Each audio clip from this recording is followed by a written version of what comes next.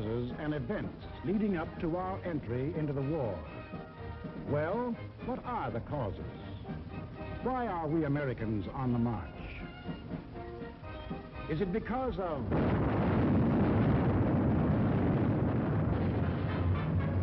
Pearl Harbor? Is that why we are fighting? Or is it because of Britain?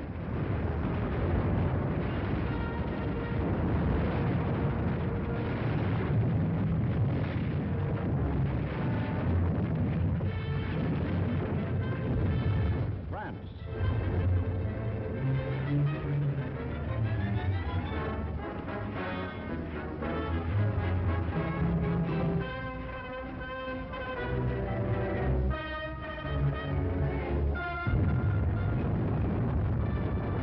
China?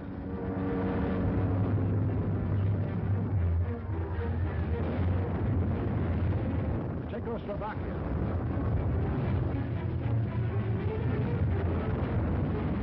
Norway?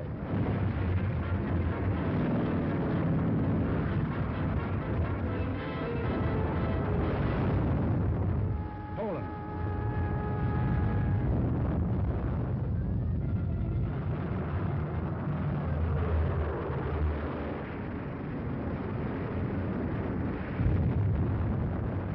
Holland? Greece?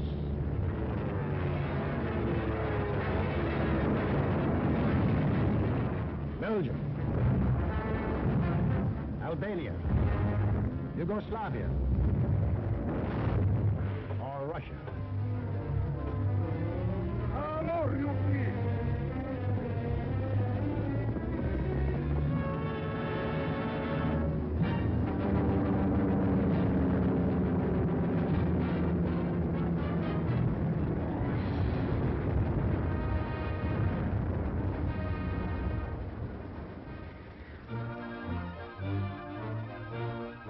Just what was it made us change our way of living overnight?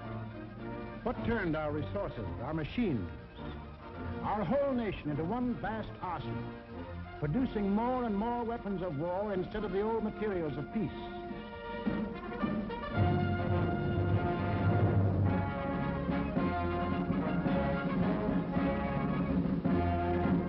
What put us into uniform, ready to engage the enemy on every continent and every ocean?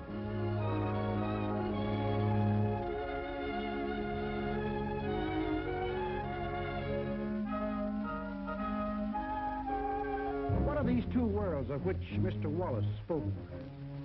The free and the slave. Let's take the free world first. Our world. How did it become free? Only through a long and unceasing struggle inspired by men of vision. Moses, Muhammad, Confucius,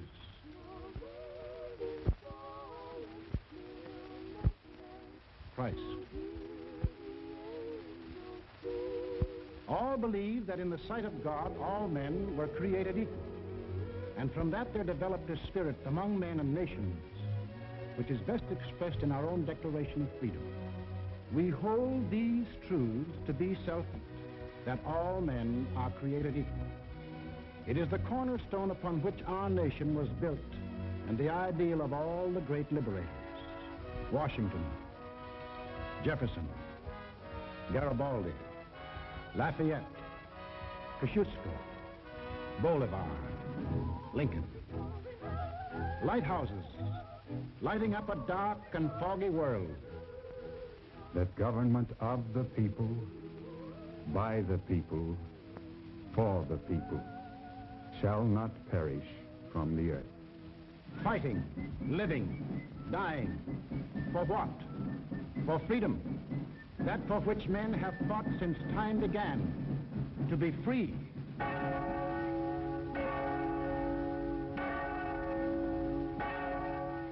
Is life so dear, or peace so sweet, as to be purchased at the price of chains and slavery? Forbid it, Almighty God. I know not what course others may take, but as for me, Give me liberty, or give me death. But what of this other world? Here, men insisted that progress lay in killing freedom. Here, they were putting out the lighthouses, one by one. Here, the march of history was reversing itself. In Italy, it began when an ambitious rabble-rouser set his followers marching on Rome. The country, like every other country after the last war, was torn by political unrest, hard times, unemployment. Two courses were available to the Italian people. They could solve their problems in a free, democratic way, or they could let someone else do the solving for them. They made the tragic mistake of choosing the second course. They put their trust and faith in this one man. They believed he represented them. Actually, he planned to betray them for the selfish interests of himself and the group back of him, just as he had earlier betrayed those who first supported him. In Germany, another and even more forceful demagogue set his followers marching from the Munich beer hall. He too had the sinister opportunity to take advantage of post-war chaos.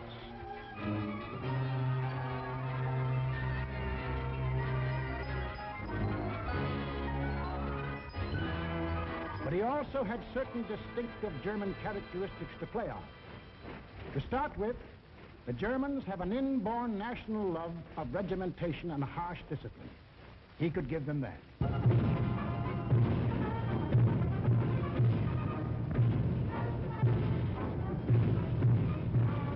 The German army, and through them the people, had never acknowledged German defeat in the last war and were anxious for revenge. That too he promised them. The wealthy and powerful industrialists were fearful of losing any of their wealth and power and were ready to back anyone who would retain it for them. He promised to take care of them too. This man cunningly played all these ends against the middle and ruthlessly set out to murder the newborn German Republic. As the will of the emperor, and to the Japanese people, the emperor is God. Taking advantage of their fanatical worship of the god emperor, it was no great trick to take away what little freedom they had ever known. Yes, in these lands, the people surrendered their liberties and threw away their human dignity.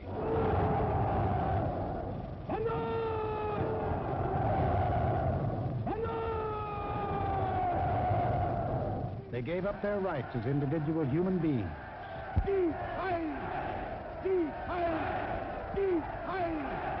And became a part of a mass, a human herd.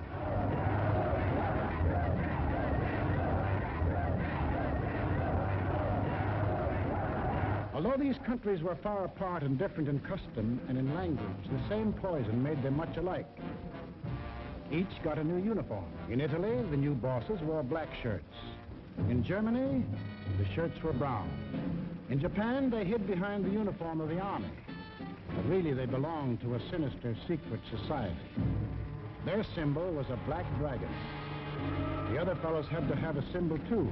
Germany, a swastika. In Italy, the old Roman symbol of the fascists. In Germany, they called the new order National Socialism, or Nazism. In Italy, they had a shorter word, fascism. In Japan, they had lots of names for it. The new era of enlightenment, the new order in Asia, the co-prosperity sphere. But no matter how you slice it, it was just plain old-fashioned militaristic imperialism. The Japs would get the prosperity, and the others would get the coal. They say trouble always comes in threes. Take a good close look at this trio. Remember these faces. Remember them well. If you ever meet them, don't hesitate. Eine wahrhaftige Weltanschauungspartei sein. Und zweitens, Sie wollten, Herr... Stop thinking and follow me, cried Hitler. I will make you masters of the world. And the people answered, Heil! Heil!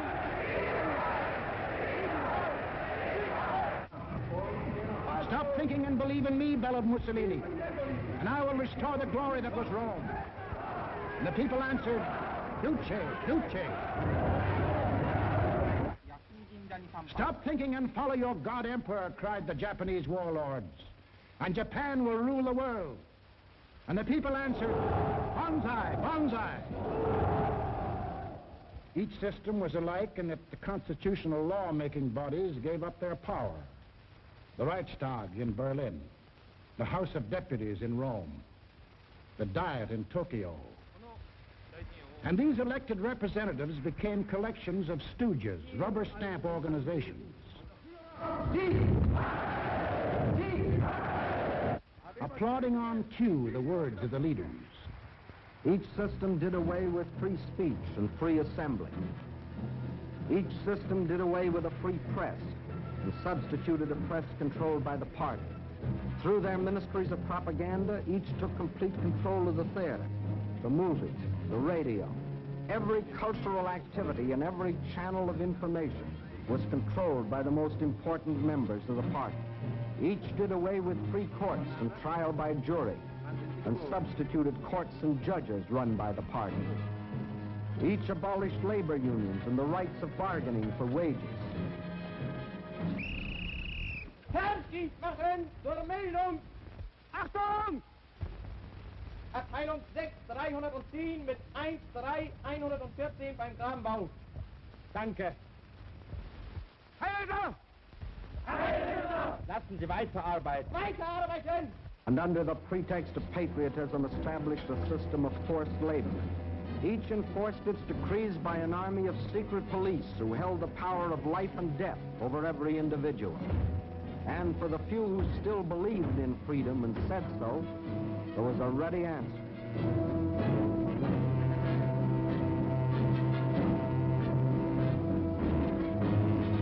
Con una mazza si può imporre silenzio ai più grandi intelletti del mondo. The greatest intellect in the world can be silenced with this. That is an exact translation of the words these black shirts cheer so lustily. Ich sage nur so viel, wenn ich das Wort Kultur höre, dann greife ich schon nach meinem Revolver.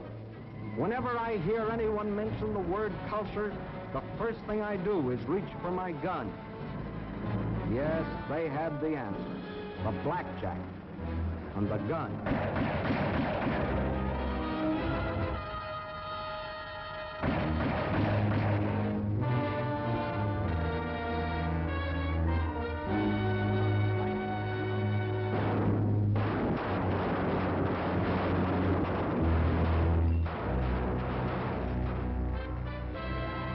In Italy, they did it different.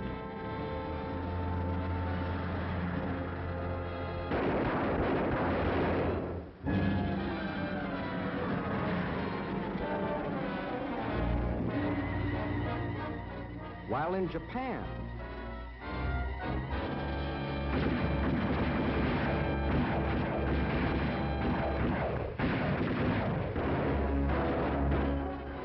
to their names can be added those of hundreds and thousands of others who stood in the way of the new order.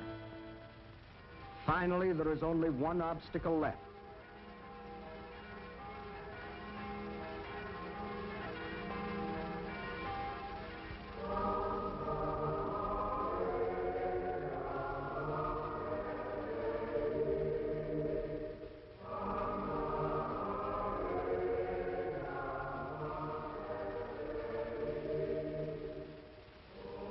The word of God and the word of Führers cannot be reconciled. Then God must go.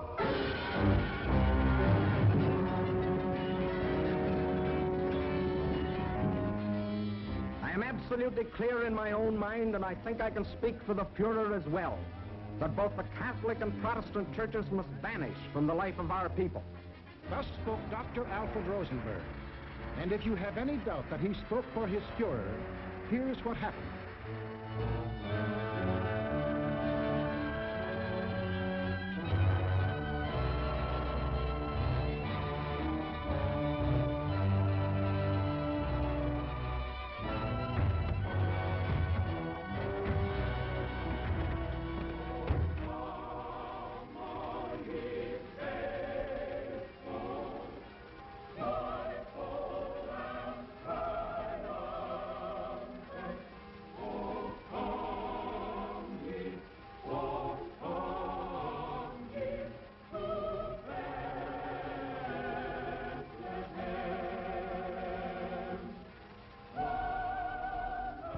thousands of other men of God, Protestant, Catholic, Jewish, were persecuted, arrested, confined in concentration camps.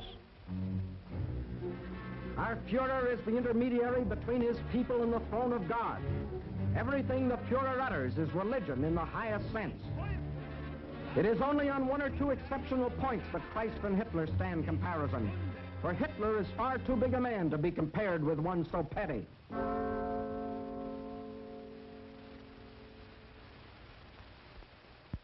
German classrooms. Adolf Hitler ist unser Retter, unser Held, der edelste Führer auf der ganzen Welt. Für Hitler leben wir und wir sterben gerne wir.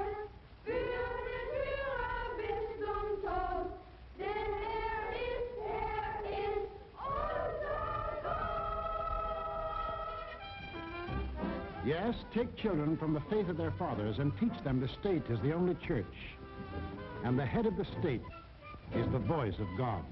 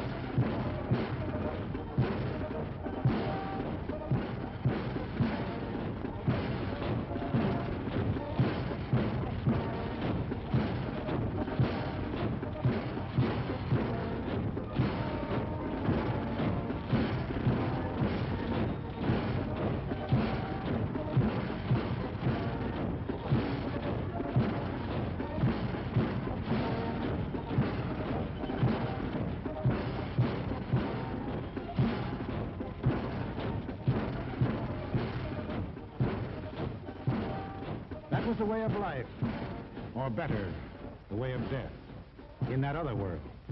Now, what of our world, the democratic world? What did we want? What did we do about it? First of all, we wanted peace and security. And to prove our sincerity, in 1921, we initiated the Washington Disarmament Conference. This resulted in two vitally important treaties. One, to reduce the size of the British, Japanese, French, Italian, and American fleets. And the other, the Nine-Power Treaty, which guaranteed the integrity of China. And incidentally, one of the powers signing this was Japan. Later on, in 1929, we signed the Kellogg-Briand Pact, which was supposed to abolish war as a means of settling international disputes. This pact was signed by 47 nations, including Germany and Japan. President, I have the honor of handing you the London Naval Treaty. Faithful to our treaty obligations,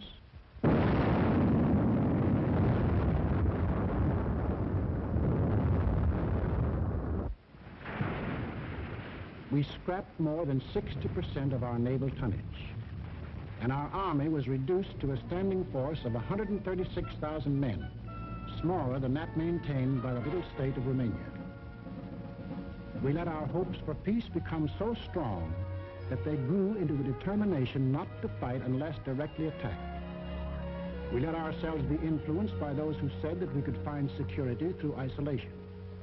The confusion in our way of thinking is apparent in the slice of public opinion as it appeared in Pathé News in 1939.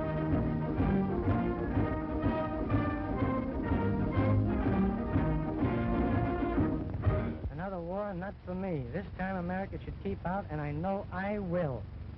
If war breaks out in Europe, I think that this country should heed the advice of its first president and avoid all foreign entanglements. I haven't the slightest idea of European affairs.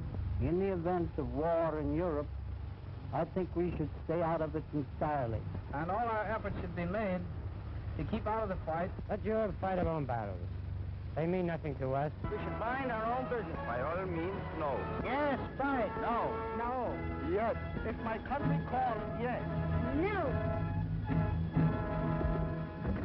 We simply did not want to understand that our individual and national problems were, and always will be, dependent upon the problems of the whole world. And we had individual and national problems to worry about, plenty of them, just as Germany, Italy, and Japan had. But we faced them in a democratic way. We passed laws to give working men a chance to improve their lot. We established an insurance program for those without jobs. We began to give old folks protection against want and hunger. We organized the CCC to provide our young men with healthy and useful employment. A federal works program came into being and changed the face of our nation with new roads, bridges, schools.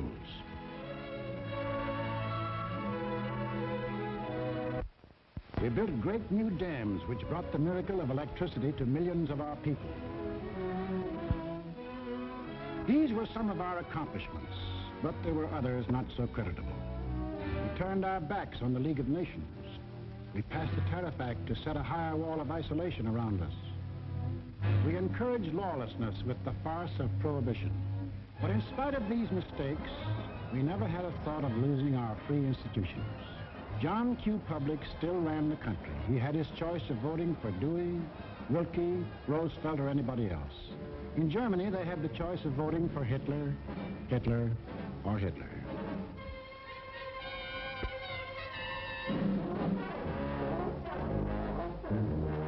Over here, John Q. still read what he pleased. And although he heard of books being burned in other countries, he would have laughed if anyone had told him his books would ever be burned.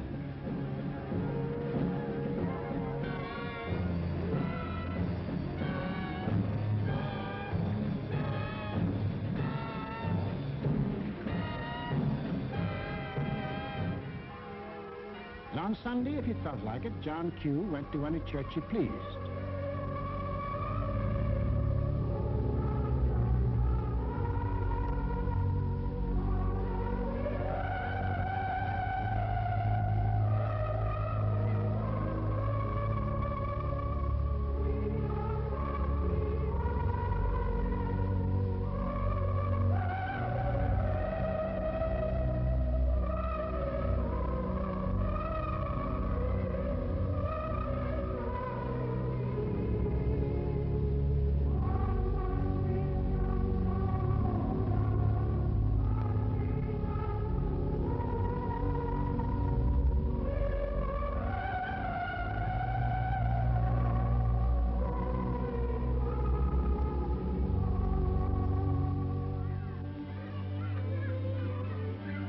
most of all, he got a kick out of seeing his kids grow up.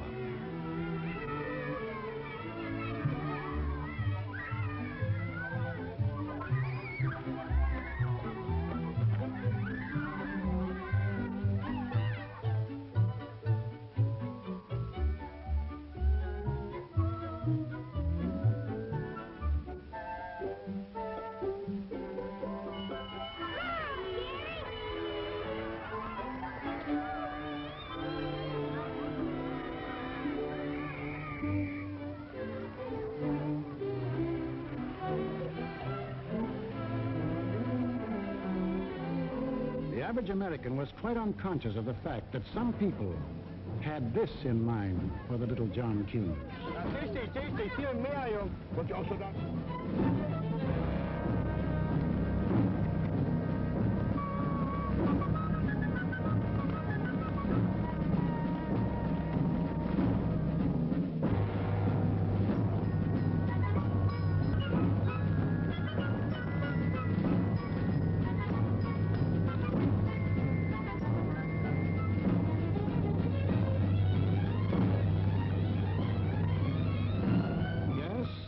Children were being trained to kill, John Q's kids were giving their pennies to help them have life.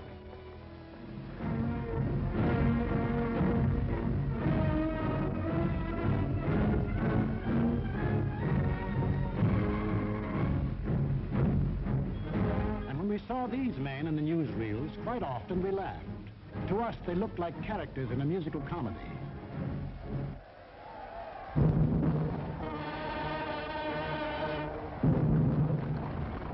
They weren't comic. They weren't funny. They were deadly serious. They were out for world conquest. And what made it doubly serious was that there were 70 million Japanese, 45 million Italians, and 80 million Germans, all hopped up with the same idea. Deutsches Volk hilft dir selbst. Jeder soll helfen. Their leaders told them that they were supermen, Herrenvolk, the Nazis called it. The master race, destined to rule all other peoples on Earth. Take a good look at these humorless men. These were to be the rulers of the ruling race. Leben, auch ihr bürgerliches Dasein ist gesichert in diesem nationalsozialistischen Staat. Obey us blindly, and you will attain your rightful place in the world. All other people will be your slaves. That's what they promised them. That Americans, Chinese, Russian, South Americans, all free peoples would work for them and make them rich. And how they ate it up.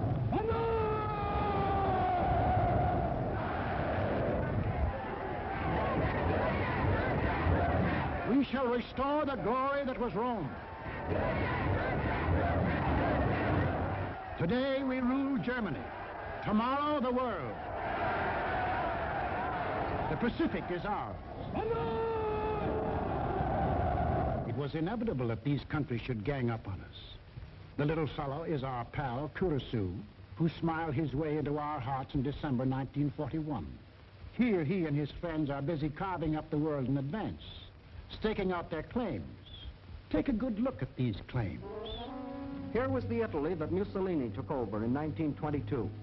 And almost his first act was to tell the Italians they were the rightful owners of Corsica, Nice, Savoia, Albania, Tunisia, Ethiopia, and a land corridor linking it with Libya. Later on, he had an even bigger dream. The old Roman Empire as it existed nearly 2,000 years ago. To dominate all the lands adjoining the Mediterranean. Mare Nostrum. Our sea, they called it, just as the ancient Romans did. As for the Japanese, they had some ambitions, too. By 1920, they had grabbed off Formosa, Korea, and the southern half of the island of Sakhalin. Then Baron Gishi Tanaka, the prime minister, carefully set down Japanese aims in a document called the Tanaka Memorial. It was presented to the Emperor July 25th, 1927.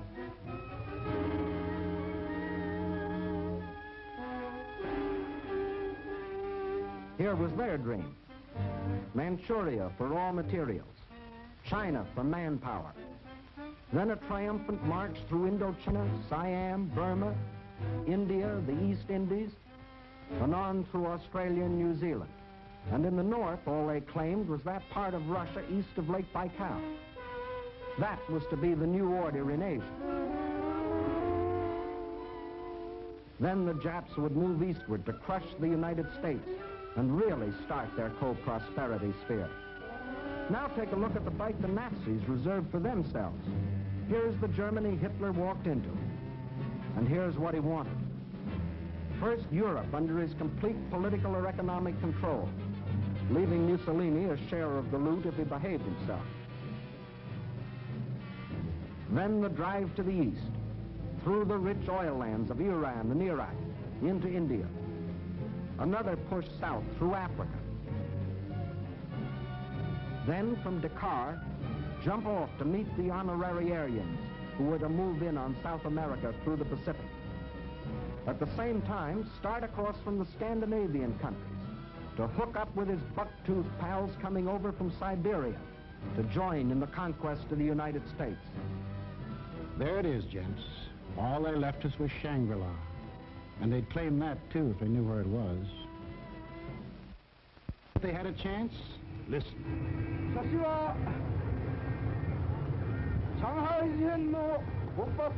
When war comes between Japan and the United States, I shall not be content merely to occupy Guam, the Philippines, Hawaii, and San Francisco. I look forward to dictating the peace to the United States in the White House at Washington. Yamamoto wrote those words on January of 1941. Yes, the conquering Jap army down Pennsylvania Avenue. That was the final goal. You will see what they did to the men and women of Nanking, Hong Kong, and Manila. Imagine the field day they'd enjoy if they'd marched through the streets of Washington. But before striking, a preliminary step was necessary. From Berlin, from Rome, from Tokyo, the campaign started. Propaganda to confuse, divide, soften up their intended victim. Put them on the defensive. Scream you're abused. Shout you're oppressed. The world's wrong. You're right. If you shriek it loud enough and often enough, they'll believe you. Above all, use their free press and their free speech to destroy them. Lebensraum, ja, Lebensraum, meine Volksgenossen. Lebensraum, they demanded. Living room. Our lands are overcrowded. But at the same time, they gave prizes to mothers who bore the most sons.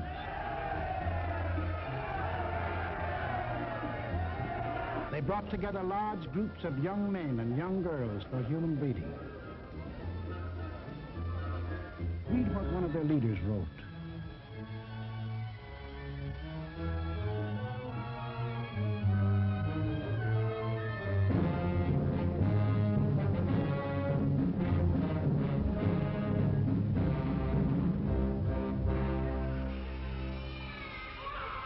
Of course, the children from this assembly line belong to the state to be scientifically trained for conquest.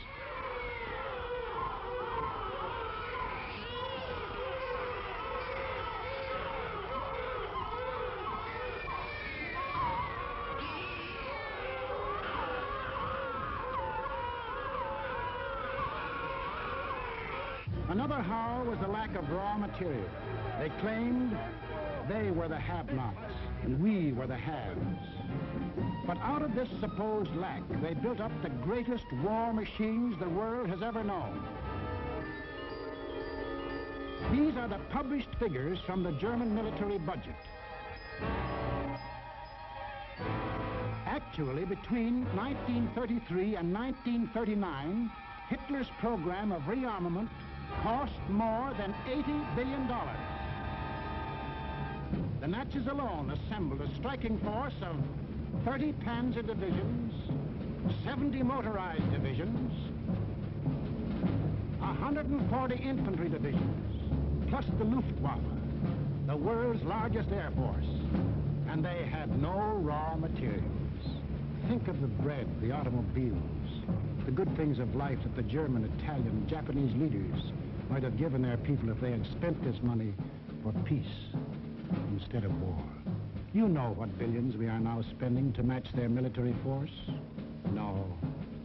No, these arguments were all smokescreens. When war came, the democracies proved to be the have-nots, and our enemies the haves. And when war came, where did it come?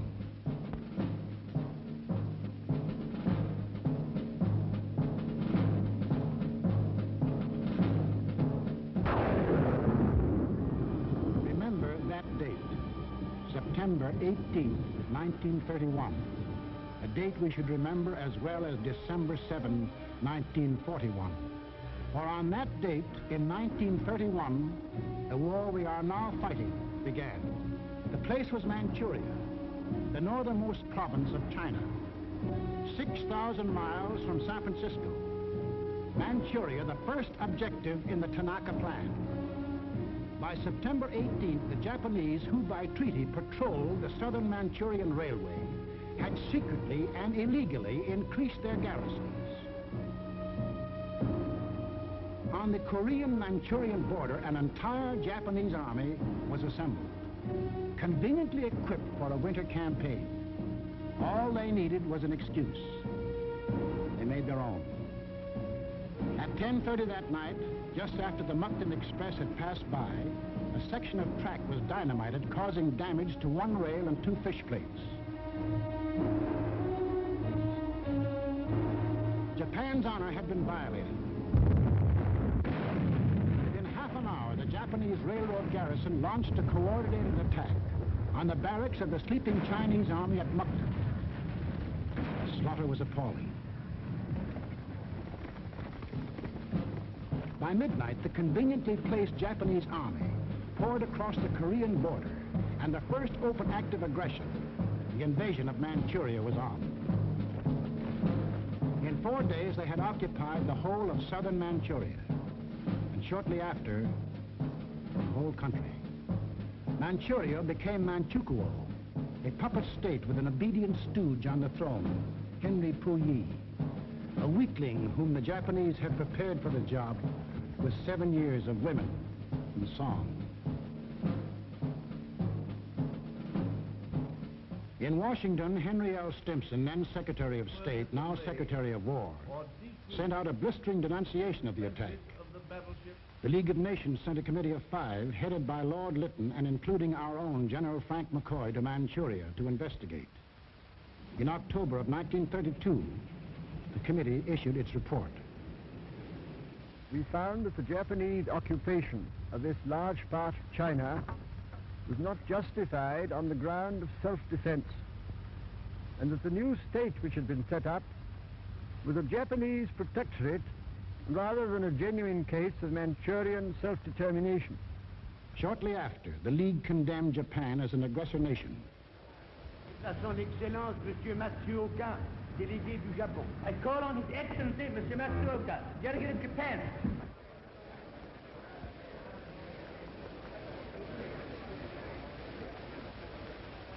It is a matter of common knowledge that Japan's policy is fundamentally inspired by a genuine desire to guarantee peace in the Far East and to contribute to the maintenance of peace throughout the world.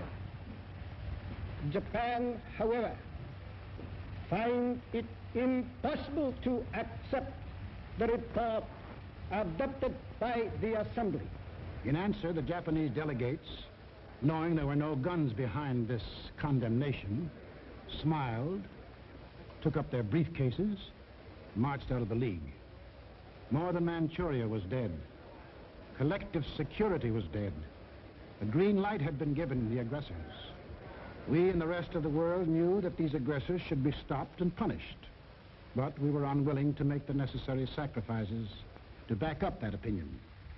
It was impossible to convince a farm boy in Iowa, or a driver of a London bus, or a waiter in a Paris cafe that he should go to war because of a mud hut in Manchuria. Yet the subsequent course of history makes it clear that that incident, so many miles away, is one of the main reasons that you and millions of others are in uniform today.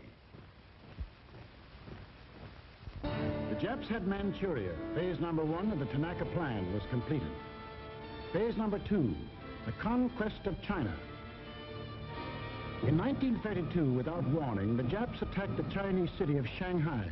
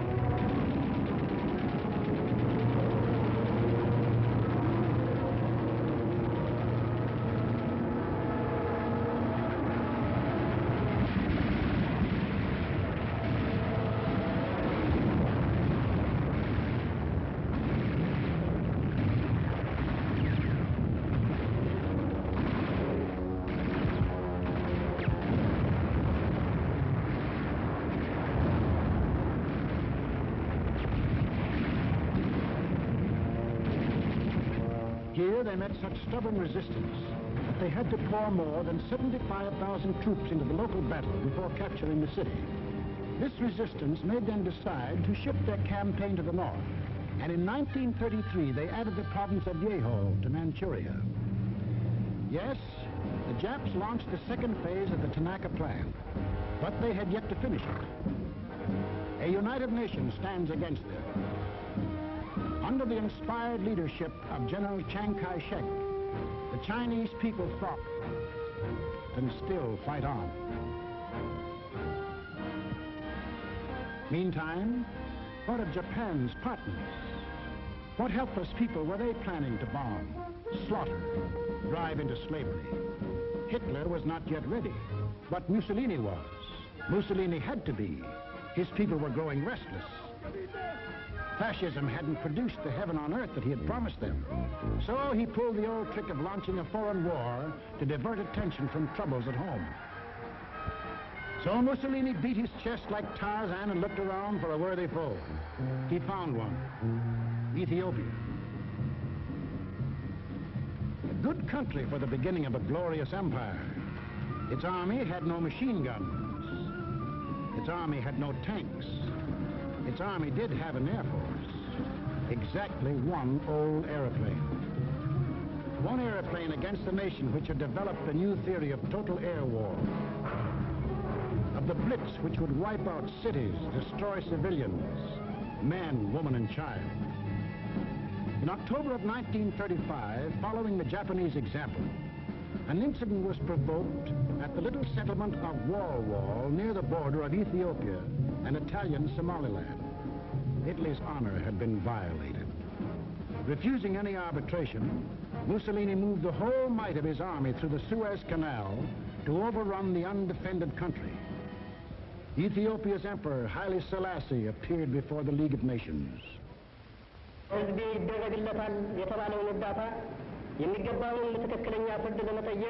I must still fight on until my tardy allies appear, and if they never come, I say to you without bitterness, the West will perish.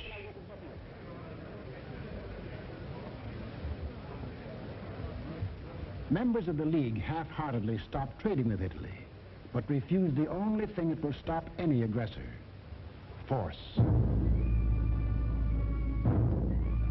Ethiopia was left to herself.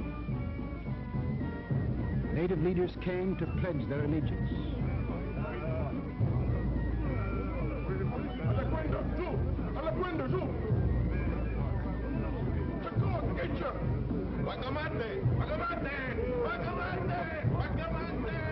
The people of Ethiopia, with their spears and bare hands, faced the guns and the tanks of the invaders, fighting desperately and gallantly to save their country from conquest.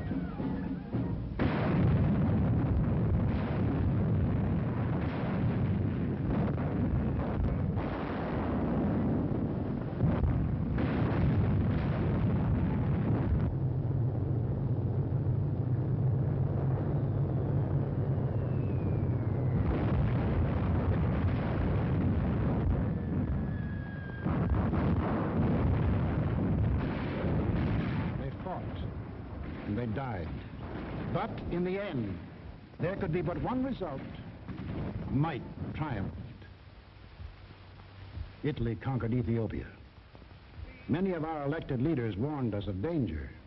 Without a declaration of war and without warning or justification of any kind, civilians, including vast numbers of women and children, are being ruthlessly murdered with bombs from the air. But we were still hypnotized by the fact that two broad oceans stood between us and the rest of the world. We didn't realize that the time when months were needed to span these oceans was ended, that the steamship had cut these months to days, and that now the whole Earth's surface could be covered in the space of hours. Yes, we were a nation that wanted peace. But we hadn't yet learned that peace for us depends on peace for all. Nobody would run the risk of war because of some mud huts and barren plains in Ethiopia, any more than we would run the risk for some similar huts and plains in Manchuria. Correctly interpreting our attitude, the aggressors were all the surer that they could get what they wanted. Japan had started on her march of conquest. Italy had begun her new empire. And now the third gangster. What about him? We'll take him up in our next film and show how he joined his partners and put in his bid. For this is what we are fighting. Freedom's oldest enemy. The passion of the few to rule the many. This isn't just a war. This is the free people's life and death struggle against those who would put them back into slavery. The free peoples of America and Britain, of Russia and China, of Canada, Australia, and all the 30 United Nations that have sworn that man shall still remain free. That is the cause in which we fight. We lose it, and we lose everything. Our homes, the jobs we want to go back to, the books we read, the very food we eat, the hopes we have for our kids, the kids themselves. They won't be ours anymore. That's what's at stake. It's us or them. The chips are down. Two worlds stand against each other. One must die, one must live. 170 years of freedom decrees our answer.